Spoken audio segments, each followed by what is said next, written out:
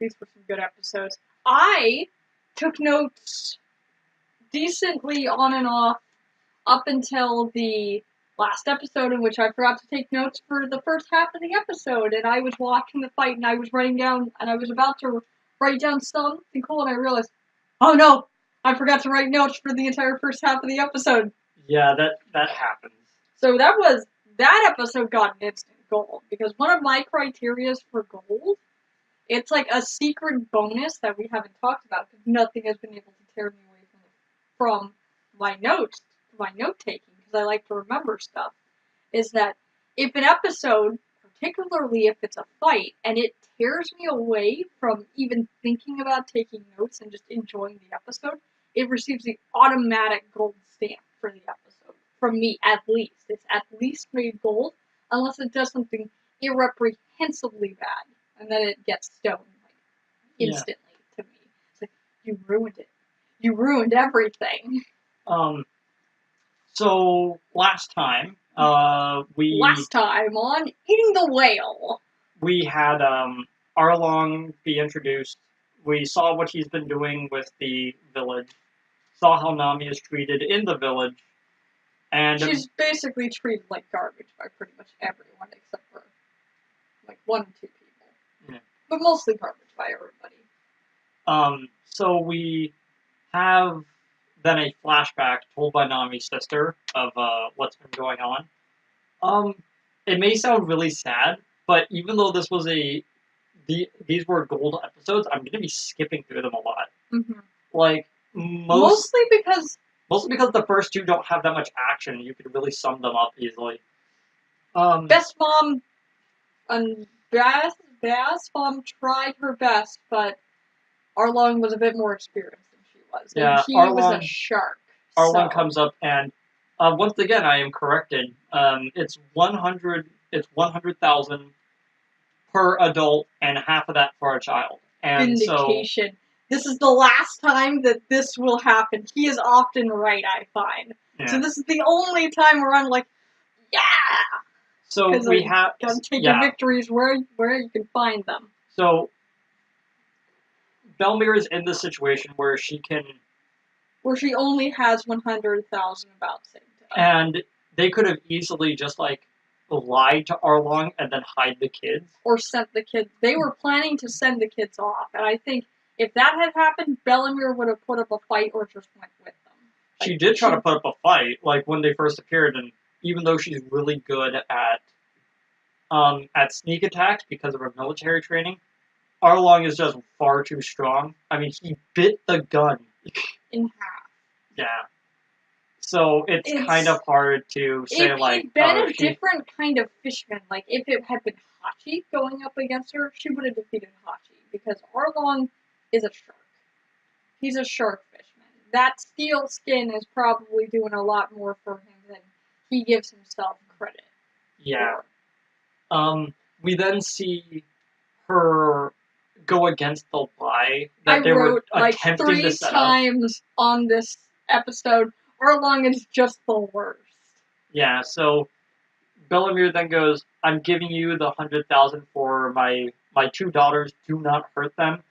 Arlong goes, gladly, as the villagers come up going, no, you can't just do this. It was like, we'll help pay for it.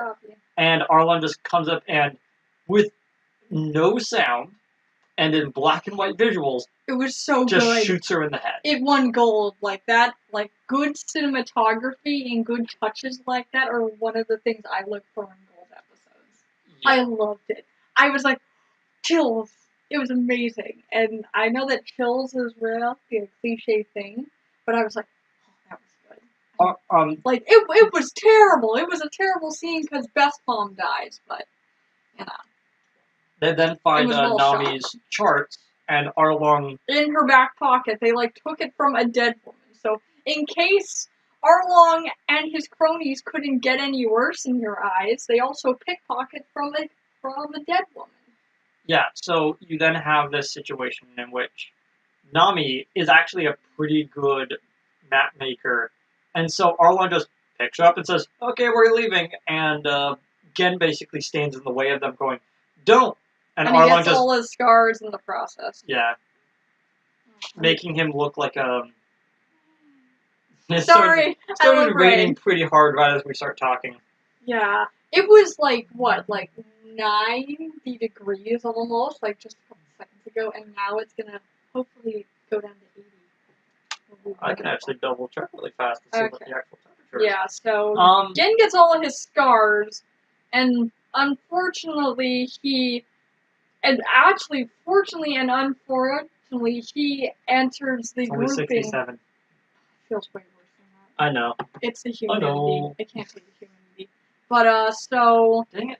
I always happen to just randomly quote Gaston Watson talked about. Like, why? Why is that such a great video? He was in here last night raving. Oh, slow down, Maurice.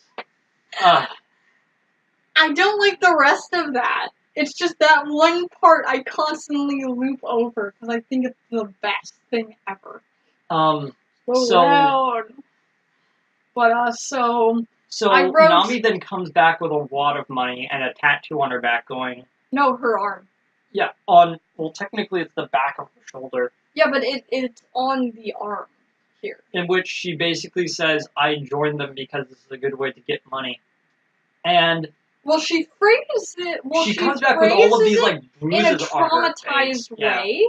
I'm pretty sure she's saying other things in her mind, but she can only get that part out before Nochiko flips out, because everyone in the village is horrified.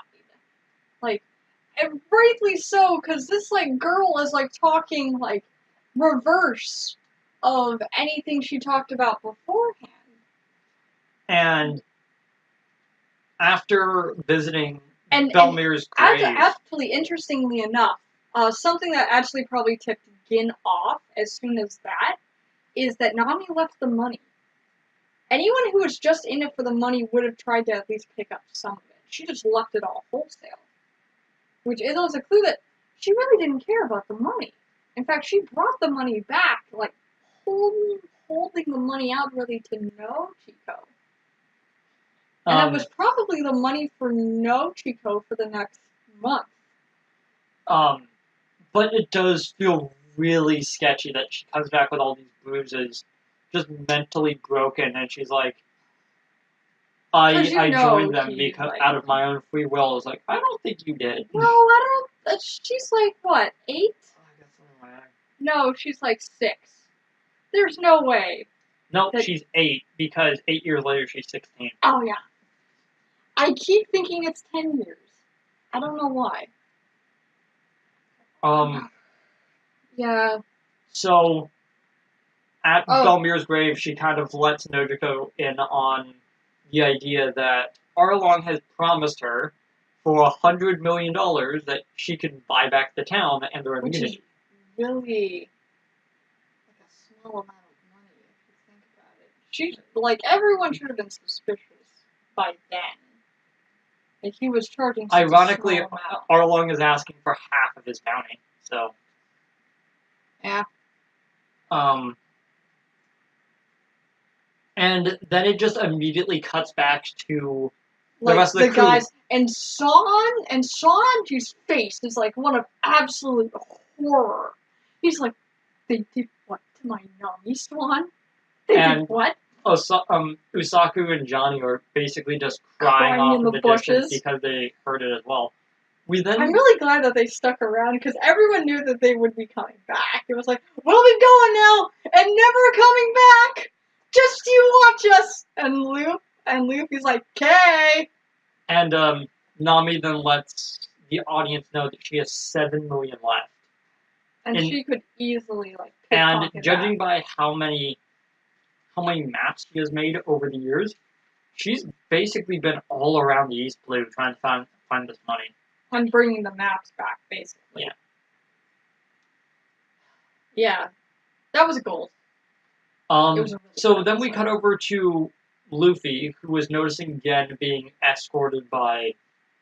Luffy... Technically, he's escorting the military, especially Nezumi, the mouse guy. And Luffy encounters his first love, Gen's pinwheel. I don't understand why he's so concerned about the pinwheels. Like, Probably because it's moving. And apparently he's still thinking about that all the way up until halfway through the next episode. I know, right? He's like, pinwheel. It was so beautiful. I could do something like that. Gen is then startled when Nezumi, who is encountering Nami, basically gives her an ultimatum. Either she can turn herself in for thievery, even though he says he's not going to arrest her just because of that. Because he has come to recover the stuff that she has stolen. For the government. His plan, like, he directly says in the next episode that he gets a third of anything he finds. A third? A third of nearly 100 million. Yeah, that's more than anyone in the East Blue has in bounties, besides Arlong, who is even from the East Blue. Krieg has like 50K. I think. Yeah. I could be wrong. In fact, I'm probably wrong. So she has 93 million in there, if you did the math. I didn't do the math. I immediately rounded up to 100K. And it kind of zooms in on Nami's face. She's got the crazy eyes.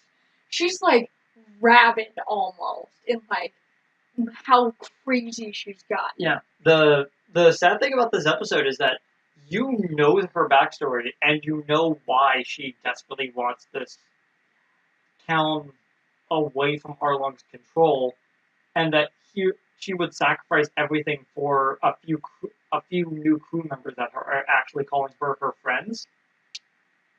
And then she gets hit with the fact that now so close to the line, Arlong's personal military confidant is coming to take her money. And next episode, Arlong basically fully admits to her, I would die before... in the last episode... I would die before going back on a promise. And it just feels so scummy. He's such a scumbag. It's why I wrote like 3 different times, Arlong is literally the worst. In the East Blue, anyways. Like, there's guys that are worse than Arlong out in, like, the Grand Line and Maurice especially. Like, but that will be a can of worms for Savondi when we get into it. For some reason, episode 37, it feels like, for some reason, that Gen's cuts don't look as harsh as they were in the other episodes for some reason. Maybe it was just the version we were watching. But Gen's cuts were like really thin. Same to me. No, it was like they're usually like really thick, like he was actually stitched back together almost. But in this one, they feel like really thin lines, almost like someone accidentally accidentally put marks on his body while drawing him. It could be that scribble it out. It could be that I just didn't notice it, but also in this episode, we get the villagers calling Nami Nachon, which means that they still feel very strongly towards Nami, which is something that will come to a head very shortly, because it's one of their own, and as we kind of learned, the villagers have not turned their back on Nami.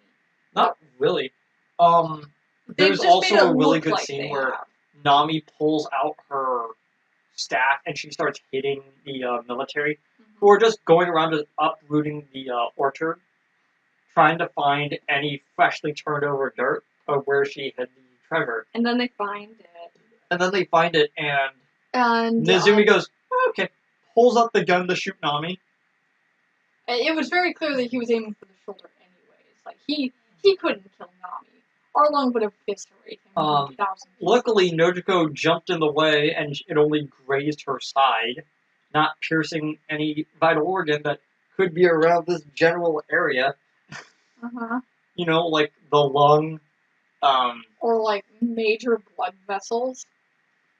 Yeah. And don't worry, she's fine. Yeah, she's fine. And she runs to Arlong, like, being furious. What I think is the angriest she ever gets in the entire series.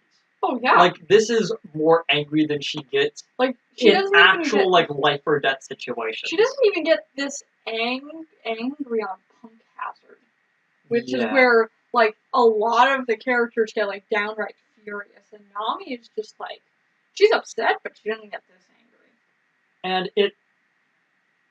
And Arlong basically goes, "What are you talking about? I didn't break any promise. Do you remember any promise that I've broken?" I haven't seen the money. Like, the thing is there's a good chance that Arlong, because he deliberately covers her mouth and then says, "Tell me," that either he directly said, "Go find the money that she's been hoarding because I know that she's trying to get out of here," which was probably tipped off to the fact that he didn't really kill Usopp, because she saved Zoro. So why would she? Yeah. Yeah. So But it was there's a more... good chance that Arlong knew something was up and wanted to investigate her. Well, either way, he wasn't going to let Nami go. Nezumi was doing this, and Arlong knew that he was going to do it, which is why he started laughing. Arlong sent Nezumi after him. In a very clear shot, in one of the previous episodes, he straight up tells Nezumi to go and find the money. You mean in the first episode of the set of 5? Because they don't actually meet back up. That? We don't actually see Nezumi other than that one episode until he shows up on land. We see Nezumi again. Here, I'm gonna look for it. You keep talking.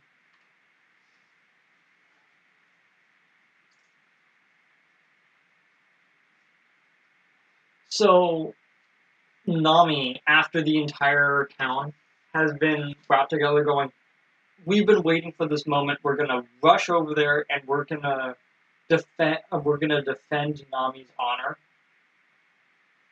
And we're gonna take on Arlong." Nami just shows up going, No, don't worry, it's fine. I've got this all under control," in a very sort of disheartened and broken manner. And so they go, "Nah, we're gonna go fight Arlong. Probably die, but at least we'll make our point across." And I know when it was. Nami stops them with a tiny little knife that looks like it will do less damage than her actual staff. And Ken just grabs it. He's like, "It's so," and he hugs her. It's like, "It's okay, Nami." And when they all leave, she breaks down and just she grabs the knife and starts stabbing at her tattoo, basically showing that she's just completely done with this group and she's never gonna work with them again. And then Luffy comes literally out of nowhere and stops her from continuing to stab herself. And she basically just throws dirt behind him to try and get rid of him, and Luffy's just standing there just staring at her. And then she breaks down and says, "Luffy, please help me." And he takes off his hat, which she remembers is his personal treasure and no one is allowed to touch it, puts it on Nami's head and goes, "I will help you." As he turns around and the other 3 are standing there waiting for their cue to get up and walk with him to Arlong's place. And it's a really awesome looking shot of them just walking, and the villagers have reached Arlong, but Usaku and Johnny, after challenging Arlong to a fight, are just beaten up for like really badly. They're like, and Arlong "No, a regular man can't take on these guys. Yeah. We were defeated by his underlings." It's going to be impossible for villagers that don't know how to fight to take even him on. Which, in one of the moments that shows Arlong's weakness in his overconfidence, is he doesn't kill them. Yeah. And they look around, and the 4 of them are just walking. And they step out of the way for Luffy. It's like Ocean's 4 over here. Because they're like preparing for like the biggest fight they've had to deal with. Probably in their lives. And then and Luffy knocks with his foot until the door breaks down, as all of the fishermen are just looking towards Luffy, and he asks, "Which one of you is Arlong?" episode cut into next one. So great. I loved in which Luffy continues to walk forward. And to be honest, Stacey, this moment, due to how many times they reference this arc, has been permanently ingrained in my memory as one of the coolest scenes that Luffy has ever done. In which he just continues to walk as some of his minions go like, no, you can't talk to Arlong, as he just knocks them both out and continues walking. Like, he coconut bangs their heads together and just throws them aside. And Arlong goes, I'm Arlong, what do you want? As he just punches him as he flies back and smashes through the opposing wall. As he yells out, you made my navigator cry. This episode is so awesome that there is no other words to describe it. Yeah. Like, personally, really this was another contender for a platinum moment just for that punch. It was so good. I loved that episode. Yeah. Like, all of this episode was good. It was like, this episode to me is a low-ranking gold, and it's only a gold because of that scene. Yeah. And I honestly would have made it a platinum. But one, Sanji's goodbye is the end of the episode, and it caps off the entire arc. This scene is the start, truly, of the battle. And like we said in the last episode, if you want someone to get interested in the series by character development, how to feel heart for a character, awesome fight scenes, and a great conclusion, you start at the beginning of the arc. If you want them to jump immediately into the fight, this is where you start. Mm-hmm. One, because they recap the things that happened in the previous episode. During the fight. No, they recap the stuff that happened in the previous episode right at the beginning, cuts to Luffy breaking down the wall, and that scene. You learn everything about the way Luffy is in this episode. And they recap why the boys are there during the fight. Like, they don't go into specifics about any of... and they kind of go into a bit of Sanji's backstory and some, like, throwaway lines. But they don't go into specifics. And they even touch on the Mihawk fight during this. Because Zoro's not looking good. Come this episode 38. He really should have been taking a dirt nap. As the other three basically join him, saying, we're also going to fight too. I must also bring up that Usopp is also going with them with confidence. He's brave to Robin. But his legs are all trembling. He's like, yes, I am here too. I will do this. Yeah. It's up until, like, the next couple episodes that... Because I've been calling him Brave Sir Robin in my notes, but until these next couple... After this end of this 5 episodes, he drops that name for me. Because he really earns his stripes coming up here. Hachan immediately sees this and he goes, oh, someone who is actually pretty strong is here. Let's call in Momu. And Momu shows up, sees Sanji, and immediately just leaves. And then Arlong, kind of in an interesting note, which I don't know if I remember the reason why. It's probably just escaping me, but Arlong has control over this, like, sea leviathan. Right? As him just basically talking to it in his regular voice makes it so scared that it's going to abandon all fear and attack Sanji anyway, before I get blasted again. Well, Luffy uses his Gum pinwheel to grab it by the horns and defeat all of the underlings. With a look of instant regret on his face, it's like, oh no, maybe this was bad.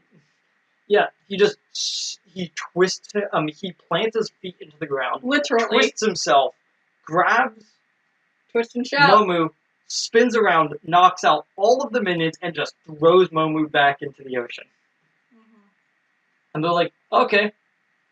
Luffy's like, stuck in the ground. Uh-oh. This is bad. And, like, instant regret on Luffy's face. It's like, this was a bad idea. So, Kurumi then steps forward with an intent. Sanji basically rebuffs him. And you could instantly see the side fights, like, starting up, because all three of the main fishmen are the only ones still standing up, and you're like, oh, okay. The ones we know names of are the ones that are still walking. And you can really tell that Sanji, it's not that he's not taking the fight seriously, it's that he doesn't respect his opponent enough to treat him like an actual enemy. Yeah, so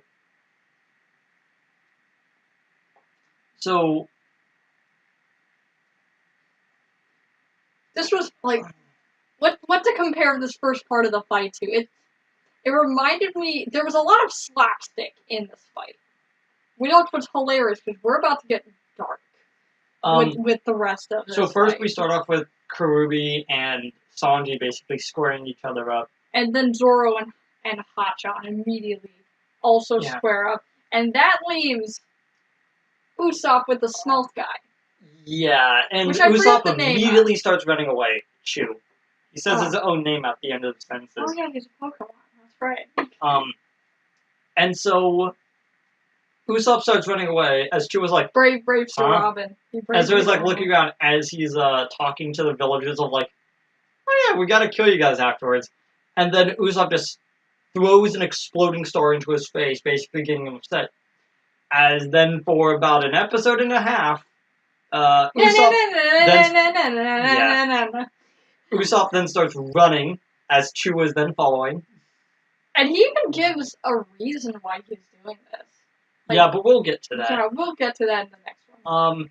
As the fights with Zoro and Sanji start up, Arlong basically just walks up to Luffy, noticing that his legs are on the ground, just reaches down, grabs the chunk of concrete that he is stuck in, and just chucks him into the water. And Arlong is being completely smart here. He's like, oh, it's a devil fruit user. And then Arlong essentially becomes Shao Kahn from Mortal Kombat, going, I shall watch the fights from over here, sitting in my chair, waiting for everyone to fight. Despite the fact that if I intervened during any of these fights, we could completely roast all No, this isn't just a very anime, but this is a very samurai Japanese culture thing. Solo fights need to happen. It's a one-on-one fight for honor, and once that fight is decided, then the big guy will show up and just beat everyone else up for the main hero and the main villain then to fight. It's also done in Star Wars, too. Well, then again, Star Wars was inspired by Seventh Samurai, so... So Sanji and Zoro, upon seeing their captain basically take a dip in the salty ocean, panic and go, we need to finish these fights fast.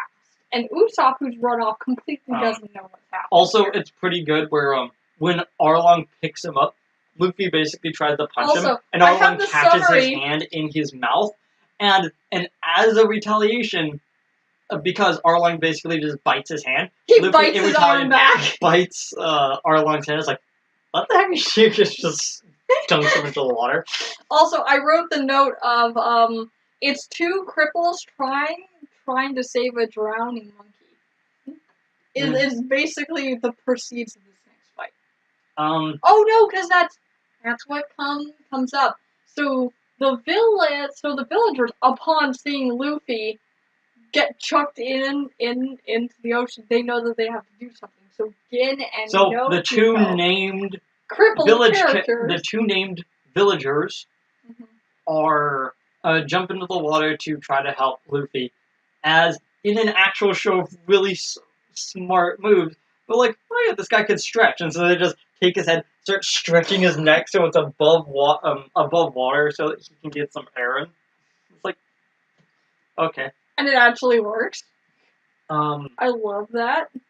Because it really does show that it's not the water that kills the devil fruit users, it's the drowning. Yeah. Because Luffy starts to revive the longer his head is above shore. I will say that there is an interesting thing where Hachan is like, okay, I'm gonna do my 6. I forget what the actual name of the attack was, but he pronounced every syllable, essentially. It would be like if someone said the amazing catch with my arms. I forget what the actual thing is, but he goes, It's like huh, the with six all arm six style or yeah. whatever. 3-pronged catch or something where he goes, huh, with all of his hands, and the sword still goes through. He goes, you cut my face. And Zoro's just like staring at him. He's like, I don't need this right now. It's like, he's the literal definition, really, of chump change. If Zoro was in a fit state, this fight would have lasted 2 seconds. And then to avoid Zoro's attacks, because Zoro with his one sword, he goes, Saku, Johnny, right, and they throw his sword, their swords, so he now has 3 swords. Hachan is coming down at him. Yeah, but Hachan basically goes like, goes, I'm gonna just like climb up this tree. And he just sits there. Awkward silence, and it's like, get down from there. No. Nah. And so he goes, wait, I know how this will be a fair fight. Walks into his room and walks out with his sword. And he goes, no, this can be It's like in the same solid take, too. You see him go, and Zoro's just kind of like watching him. And he goes, I got my swords. And then basically Zoro's like, oh, my wounds are opening back up. And he goes, no, you can't die yet. We still have to fight. It's like, I really do get the feeling that this guy's on the wrong team. Meanwhile, Sanji suffers a ring out by literally being kicked through the wall. Yeah. It was like the 40k, Fishman, the 40 Dawn. Yeah, 40 Dawns, yeah. Fishman karate. I did not write down any of the Fishman karate moves, and I did not. I remember it because you used the word Dawn in it. That's the only reason I remember it. I might have the number wrong, but I remember that name. Dawn is like a sound effect for, like, I think hitting really hard. It's like a palm strike, isn't it? Yeah. I don't know. I don't. Our brother's not here. He would know. Spencer would know. Either way, you have this moment in which Usopp is still running away at high speed, and then he looks as It is literally a Banny hill. Especially since how he thinks that he's lost Chu as he starts taunting him, and then Chu basically took a shortcut and he's now on the other side directly behind him. I was like, I knew it. The instant it stayed on his back, and I was like, he's right behind him. I was like, you should have kept running, and Usopp like freaks out and keeps running back. Zoro, still not giving up, goes into streaming wolf swords, which is almost like a drunken fist style because he's like not able to like keep his like composure. Which isn't the last time he'll be using this move. No, but it's Next actually time he'll really be absolutely effective drunk. against Hachan, which isn't really the best at sword fighting skills. You can clearly tell that this guy hasn't had a real fight in ages. But Hachan does have one thing that is very interesting. He has the octopus stance, the octopus pot stance, in which he puts all of his swords to one point. And once the sword connects, he basically opens all of them at once, as it basically just knocks his swords away. It's a very good opening technique, which I'm surprised you don't really see that often with sword fighting skills, of like a stance that is directly tied to a counter in usual anime. Like you see it all the time in like probably because we don't see a lot of characters with multiple arms. You see it a lot of the times in like video games where you're the protagonist and you have to do like a parry move. Like a very complicated parry move. But for the enemy to have a really effective parry move, it's really good. Which is really something that Oda really gives to his villains or the antagonist of the arc, that he gives them, he tells stories through the way that they talk and the way that they fight. Was it Zoro the one that does the Dragon Twister? Yes. I wrote Zoro's Dragon Twister on because he then does it.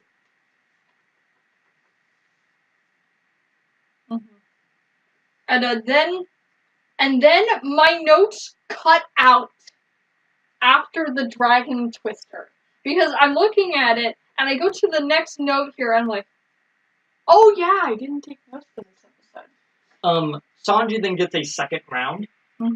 Like he walks back in saying that, oh, the old geezers must have been 40,000 dawn of like strength, and he's like, no, I've been hurt all puts like he's down, and you like see a shuffling, and then he brings like a lit cigarette to his face, and he's like, yeah, and he just so Sanji takes off his shoes and just dives into the water once again to save Luffy from an impending water-based fate. He seems to be doing this a lot. I sense a theme here. That song, both of the last two. It must be to prove that this guy is not a devil fruit user. I think that's sort of like a thing that you would mention, considering that this guy's about to have moves that make you really think that somewhere along the line this guy snuck off to go eat one. So we have to keep placing him in the ocean to prove he's not one. Because he is strong without one. But you got to remember, this guy's superhuman. IJ, who have been actual devil fruit users that you've seen so far? Luffy, Django possibly. Only Buggy. Only Buggy has had a devil fruit, and it's very obvious that like he wanted to wait until that Oda wanted to wait until later to show off these devil fruits, which were supposed to be very rare and really hard to find. And the farther in you get to the series, the more and more likely we are to see devil fruits, because obviously the more stronger and powerful people, even the named minions that you see are all devil fruit users, in which there are a lot of enemies that are coming at them, and you have to remember which ones have devil fruits and which ones are just mindless minions. It's very clear that the stronger the fights get, the more likely you are to see devil fruits, because it makes sense that the strongest people in the ocean would have them and would be able to keep them. Because the reason why we can't find a lot of them in the East Blue is because, one, it's one of the 4 seas, and two, everyone is basically chump change. I will say, though, that Arlong and Krieg. Episodes 38 and 39 were really high silvers, and the only reason why one was better than the other is because there was a scene of Luffy punching Arlong with full determination of doing this fight. Like, they were kind of mediocre episodes. Not mediocre, they're perfectly average episodes, but in fact, episode 40 is where we get into some really good stuff. Oh yeah, because I forgot to take notes. This is the episode you forgot to take notes. It went Dragon Twister, and immediately at that point I became too engrossed in the actual fight, and I stopped taking notes for about 15 minutes. I think. I wasn't watching the clock, I was too invested. So episode 40 starts with, while they're underwater, Gin is like doing like compressions on Luffy, is what I remember. Kurubi does various Fishman karate techniques. Oh, we forgot to mention that Zoro won his fight. Yeah, I think that was pretty clear. Yeah. But we didn't Sanji was pretty quick underwater, I would say. Very surprisingly quick. He is. And Sanji is running out of air, and so he's like, I have to get up to the surface because I can't take any more of his his karate techniques. And so you then see Kurubi grab him and start bringing him up and down from the bottom. And you see his organs like compress in his stomach. I mean, it's not just the bends that you normally get from diving. This is like deep sea compression stuff going on. It's like, I don't think that would happen like only that far away. I think you're only under the water about like 20 feet. I think it's the speed in which he went and the stopping. Maybe. But this is fiction. As they are near the top, Sanji basically grabs Kurubi harder and breathes into his gills, which is where I clock in with my notes again, because I went to go right. He breathes into his gills and realized I hadn't been taking this for 15 minutes. It's like, oh no, gold! So you then have them above water as Sanji then shows all of his Food food-themed martial arts techniques. Which I didn't write because it was like, and he ends with his mutton. Yeah, mutton shoot, in which he literally kicks him all the way through the building. And then he says the line, "I guess he doesn't want dessert." Ah, it's so Dang! good. Sanji's amazing. Well, no, all of his really quick hits at the beginning are all appetizers. He then hits them with the main course. And I guess why it's called the kick course. And then his finishing move is a dessert. But his main hit knocked him all the way through the building. And so he goes, guess he didn't want dessert. Oh well. It's the best line. I love that line. Like, from Dragon Twister to I guess he doesn't want dessert is what earned this episode gold. Yeah. Good. I love Sanji. Right at that moment, they then have a commercial break, which I don't usually point out when commercial breaks happen, but again, there is the situation of like you see just the shot and it shows a character's portrait and a little bit of their theme. It shows Sanji's with his theme, and then when you cut back from commercial, you see Usopp. So you're like, that battle has concluded, we are now going to the other one. We also need to note that Sanji kicked a Karubi-sized hole in Arlong Park. Like, he kicked him into the wall. It's a perfect shape of Karubi I didn't even notice that. And I said, Wile E. Coyote. It was like a Wile E. Coyote hole in the wall where he just went in and presumably came back out. I also want to bring up that Arlong at least cares for his own men. Like, he's like, both my men just got taken out. What the heck? It's like, and he's not like, well, they were useless anyway, as sort of like a counter to Krieg. He's really distraught about it. He's like, you're my best friends. Why'd you do that? Like, you sent them after us. It then cuts to Usopp, who is lying on the ground waiting for a chance to escape. Covered in red, blood-like material. Yeah, he actually says it's his patented ketchup star, which is not a move. It's not a move because he didn't say special attack before doing it, so it's not technically a move. Which is probably why he never really does it, because when he's getting up after True basically walks off, he puts on his big boy pants. He goes like, I'll just say that I got defeated, and in his mind is basically telling him everyone else is putting their life on the line, why can't you? As he's basically like, thinking back. I'm a worthless coward. As he gets up and starts yelling at and his legs are shaking for the first time. Chew going, fight me because I'm still awake.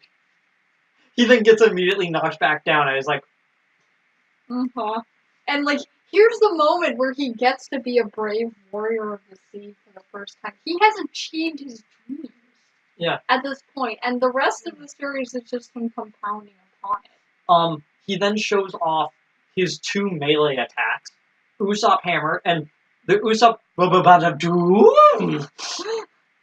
as he basically just hammers basically just like a 1 pound hammer that he just smacks into people's knees. I read that he hit him with a natural hammer, and then he hit him with a lead star attack. He then pulls out a rubber band as basically he because now that they're down, hurt, he pulls out the rubber band to basically slap them in the face. And they flinch. And in the time of closing their eyes to flinch, he makes his break for it. And that's a really cool technique. You start seeing Usopp's main way of fighting, and it's so good. Also, if CB was here, he would actually start talking about this, because, again, Usopp is one of his favorite characters. But he's working, so he can't be with us. Yeah. Usopp has a distinct way that he does moves. It's almost like he plans his moves step by step. For instance, he runs into the forest after doing the rubber band, as he just throws a bottle on him, and he goes, and he just catches it, and then he throws a lead star and breaks it, so it's like, glass of something he says while he's down, and Chew is like, saying like, stay down, man, you're done. He says, I'm done, pause. I'm done pretending to be a pirate. And I when I first saw this in the manga, I fell in love with the character of Usopp right there. I hadn't enjoyed him before then, but when he said that, I was like, this guy's awesome. So basically, Chu slurps up all the water from what looks like rice fields, getting rid of all of it. Yeah, and then he just starts because basically he's still shooting covered the in water. alcohol. I haven't brought that up yet. Actually, he then sprays water, knocking down all these trees as Usopp is basically cowering behind it. Leans out of the trees like, oh, thankfully it didn't hit me. And she's like staring at him, like, I can see you. It's like, I had to pick the worst guy to have a fight with.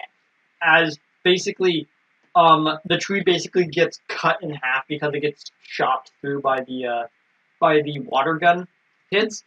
As he's about to just smack the tree down, and he goes, "You know, alcohol is flammable." As he goes, "Oh, you did hit me with that." Hits him with his fire star as he's just lit on fire, and as he's running to the water, Usopp basically goes and smacks him over the back of the head. Also, there's the still image of Usopp flying in and a single arc over him, which I loved.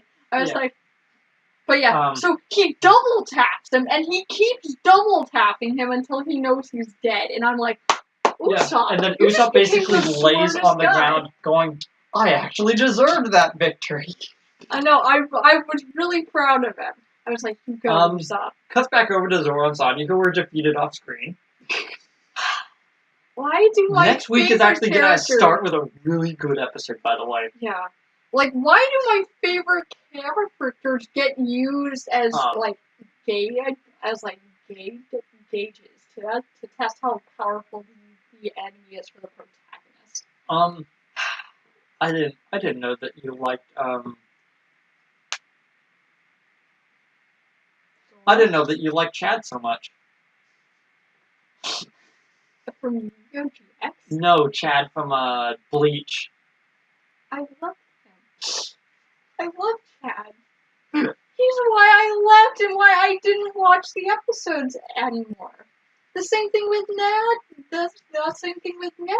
The same thing with Neji too. Chad didn't die. Chad didn't die. You're right. It's almost he just became a professional boxer. It's almost like he did die. So basically, it's shown how strong. Because think about this: if Chu, with his ability of being able to shoot, of being able to spit water, and it can hit someone like a bullet. All Arlong does is he picks up a little bit of water and just basically flicks it over to him, and it hits Sanji in the chest like he just got blasted with a shotgun. Because this guy's had a couple organs punctured. Both of them should be taking dirt naps with the doctor in the back. And as both of them were just down and out, Nami stops up going, "I am here to fight you, maybe." And no, she looks determined, but she's about to get kicked into the ground. Overall, these were very good episodes. I'm gonna give all the episodes together a gold. Me too. But I will say that the reason why I have some reservations about 2 of the episodes is that they feel oddly drawn out. I didn't suffer from the same problem, but I see how you could feel. It's almost like they wanted to stretch out the battle between Zoro and Hachan, so they can put the lesser amounted fights, which were actually sort of like the same amount of actual battle. But it felt like something that Hachan would do, though. No, it felt not just like him stretching out his moves and stuff because he's an idiot. I'm talking about how it just felt like that the scenes with Zoro stretched on a little too far. While you have but we'll see that again. Usopp and Sanji having one episode together for their fights. Well, that issue with Zoro will come up again in Dressrosa. Yeah. He gets enemies that are either really cool or basically chump change. That prolong the fight longer than they need to, and they're more frustrating. Mostly, they're actually really cool. I'm trying to figure out which one you were talking about in Dressrosa.